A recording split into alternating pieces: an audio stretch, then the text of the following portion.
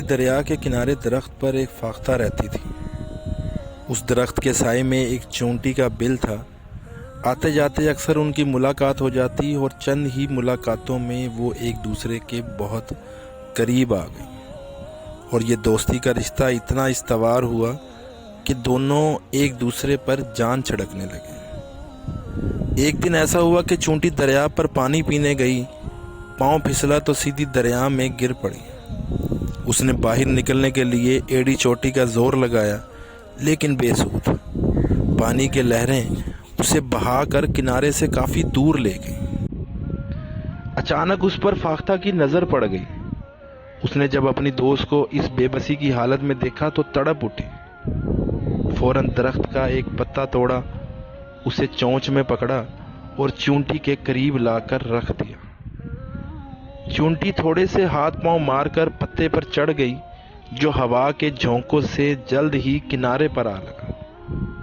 چونٹی نے باہر نکل کر سکھا سانس لیا۔ اس نے جان بچانے کا دل سے شکریہ کیا۔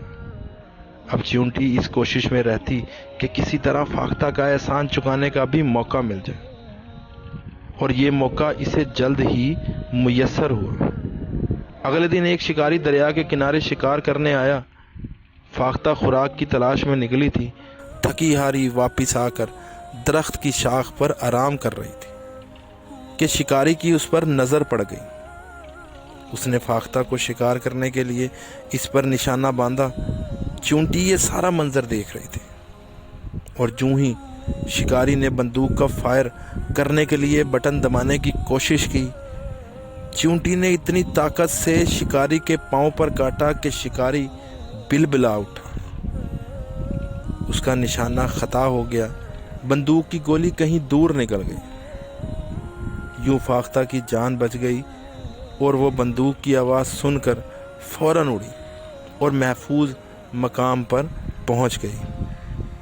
اسے محسوس ہو گیا کہ چونٹی نے اس کے احسان کا بدلہ چکا دیا۔ بے شک کسی کے ساتھ نیکی و احسان کرنا ہر لحاظ سے فائدہ مند ہوتا ہے، تو لہذا ہمیں بھی چاہیے کہ ایک دوسرے پر احسان کریں اور ایک دوسرے کے ساتھ نیکی کریں۔ شکریہ۔